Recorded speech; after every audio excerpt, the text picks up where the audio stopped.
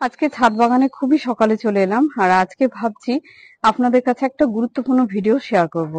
সেটা হচ্ছে পত্তলিকা। পত্তলিকা কিভাবে শীতে সংরক্ষণ করে রাখবেন যাতে মরে যাবে না, আর গরমে আপনি ইজিলি সে গাছগুলো করতে পারবেন। তো চলুন, আজকে কিন্তু ওই ভিডিও আমি শেয়ার করব। খুবই ইম্পর্টেন্ট ভিডিও আমার কাছে। গতবারও সব গাছ মরে গেছিল, আমি আবার কিছু কিনেছি, আবার আশেপাশে থেকে কালেক্ট করেছি। তো এখন তো শীতের বাগান, শীতের ফুল ফুটতে অনেক শুরু করেছে। তো তারই মাঝে শীতের ফুলগুলোর যত্ন নিতে এসেছি, আর সেই সাথে পত্তলিকা তো ফেলে দেওয়ার মতো না, তো পত্তলিকারও যত্ন নেব আজকে। আর আমি শীতেও কন্টিনিউয়াস পত্তলিকার যত্ন নিতে থাকছি যাতে গাছগুলো একটাও মরে না যায়। তো চলুন আজকে এই ভিডিওই আপনাদের কাছে শেয়ার করি যে পত্তলিকা খোলা আকাশের নিচে কিভাবে শীতের সময় থেকে যাচ্ছে, তাতে মরেও যাবে না, আপনি গরমও রাখতে পারবেন। এই দেখুন পত্তলিকা গাছগুলো কিন্তু একটাও মরে যায়নি, আর সুন্দর ঝোপালো হচ্ছে। এমনকি আমি এখন থেকে খাবার দিতেও শুরু করছি। তো কিভাবে এর যত্ন নিচ্ছি, কিভাবে খাবার দিচ্ছি, এভরিথিং আপনাদের কাছে এই ভিডিওর মাধ্যমে তুলে ধরবো। তো চলুন দেখি আমি কিভাবে এর পরিচর্যাটা নিই। আর প্রথমে আমি বলবো যে পত্তলিকার প্রথম টিপসটা যে কিভাবে বাঁচিয়ে রাখা যায়। তো এই পত্তলিকাগুলো ছিল কিন্তু সব অন্য পটে, আমি একে সব তুলে নিয়েছি শীত পড়ার আগে। তখন তুলেছি অক্টোবরের একটু আগে, মানে অক্টোবর ঢুকেইনি সেই মুহূর্তে আমি পত্তলিকার গাছগুলো তুলে নিয়েছি। আর তুলে নিয়ে দেখতেই পাচ্ছেন এই যে এই গোড়াগুলো সব কাটা আছে, পুরো কাটাই করে নিয়েছি। আবার কিন্তু দেখুন নতুন কুশিও বেরোচ্ছে, এই যে সবগুলো এরকম সব গাছগুলো পত্তলিকা, পার্সিলিন সব গাছগুলোই আমি ওই যে পটগুলো ছিল সেখান থেকে তুলে নিয়ে এই পটগুলোতে রেখেছি, আর সবই কিন্তু হার্ড প্রুন করে দিয়েছিলাম। আর এখন দেখছি এই দেখুন আবার নতুন করে পাতা বেরোচ্ছে, দেখুন কতটা গ্রিন আছে এখনো গাছগুলো। আর এই গাছ কিন্তু মরে যাবে না। আমি আজ মানে 2-3 বছর থেকে পত্তলিকা ছাদে রাখি, তো প্রত্যেকবারই গাছগুলো মরে যায়। তা আমি নিজে কিছু ভেবেছি যে এইভাবে করি তো দেখি মরে যায় কিনা। তো দেখছি যে সত্যি মরে যাচ্ছে না, বরং গাছের হেলথও ভালো হচ্ছে।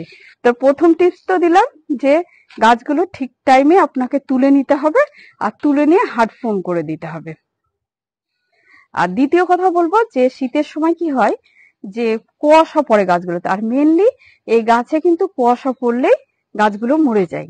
তো এই জন্য প্রায় প্রত্যেকদিন সকালে আমি এসে আমার প্রথম কাজ হয় যখন রোদ বেরোয়, তখন আমি একটা স্প্রে বটলে প্লেন জল নিয়ে আগে কুয়াশাগুলো ধুয়ে ফেলি। এই দেখুন কুয়াশাগুলো সব ধুয়ে ফেলি, তার ফলে গাছটা গ্রিনও থাকে আর কুয়াশাগুলো চলে যায়, আর গাছটা মরে যাওয়ার সম্ভাবনাও থাকে না।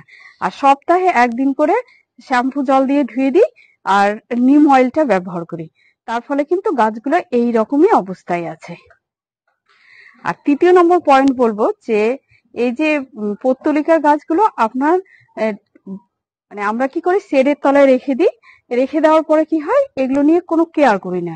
এবার শেডের তলায় থাকে বটে, কুয়াশাটা লাগে না, কিন্তু একটা সময় কি হয় এই দেখুন দেখায় গাছগুলো এই দেখুন এরকম শুকনো হয়ে যেতে যেতে গাছগুলো সব মারা যায়। মানে আমরা খেয়াল করি না যে এতে জল দিতে হবে কি হবে না, এগুলো খেয়াল করি না। আর যখনই আমি ওপেনে রাখি তখন আমার মাথায় খেয়াল থাকে যে মাটিটা শুকোলেই জল দিতে হবে। মাটিটা যখন একটু শুকনো ভাব আসে তখনই আমি কিন্তু গাছগুলো জল দিই। আর আরেকটা জিনিস করি, খাবার হিসাবে পাতলা করে সরিষার খোল জাল এখনো দিয়ে যাচ্ছি। তার ফলে গাছগুলো কিন্তু নতুন নতুন পাতাও ছাড়ছে, আর গাছগুলো দেখুন মরে যাওয়ার কিন্তু সম্ভাবনাও নেই। খাবারও দিতে থাকছি।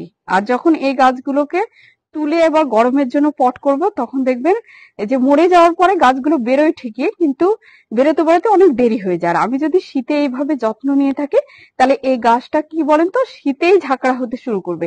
আর জাস্ট আপনি ফেব্রুয়ারির পরে পট করে দিলেই দেখবেন ফুল ফুটে যাবে, তাহলে অনেকটা এগিয়ে থাকবে। তো এই কাজগুলো কিন্তু পত্তলিকার জন্য আপনারা করে রাখুন, তাহলে দেখবেন বেটার রেজাল্ট পাবেন।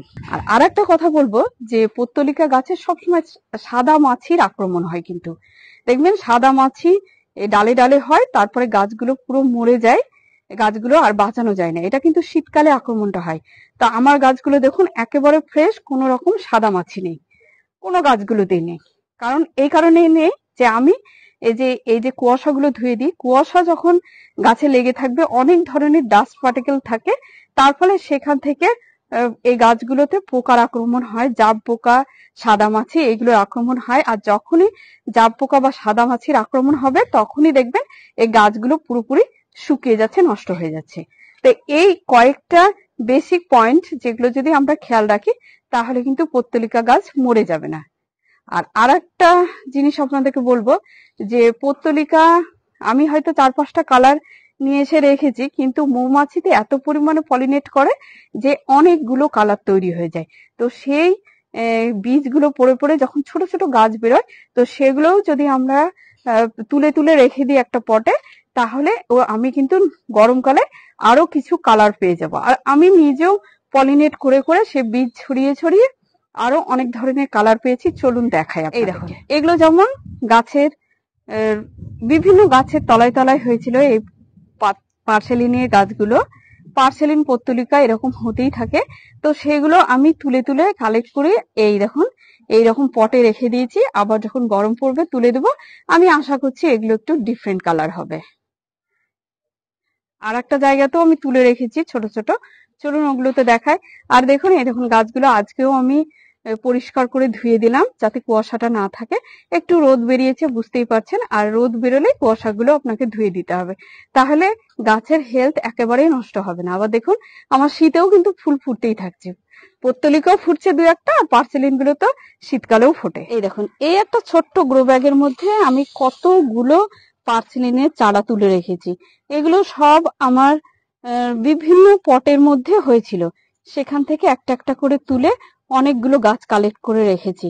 এগুলো হয়তো অনেক ধরনের কালার আসতেও পারে, কারণ মৌমাছিও পলিনেট করেছে, আমিও পলিনেট করেছি, আর সেই বীজগুলো সব জায়গায় পড়ে পড়ে গাছ হয়েছে। এই একটা দেখায়, এই দেখুন গোলাপের তলে এই দেখুন এখানে একটা গাছ হয়েছে। এই গাছটা একটু বড় হোক তখন তুলে নেব। এইরকম সব জায়গাতে হতে থাকে। আর একটা দেখায়, এই দেখুন এইখানে, এই দেখুন এইখানে একটা পত্তলিকার হয়েছে।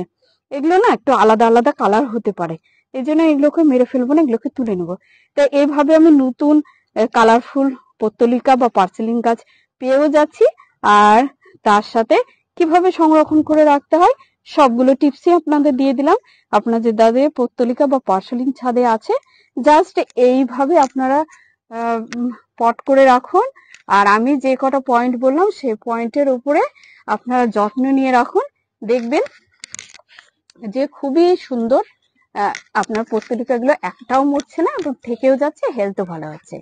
তাহলে এইটুকু কথা আমার বলার ছিল, ছাদে এসে ভাবলাম যে এই ইনফরমেশনটা আপনাদেরকে দিয়ে আপনাদের কাজে লাগবে শীতকালে। তাহলে এখানেই শেষ করছি। আপনারা প্রত্যেকে ভালো থাকুন, সুস্থ থাকুন। আবার পরবর্তী ভিডিওতে আপনাদের সাথে দেখা হয়ে যাবে ইনশাল্লাহ।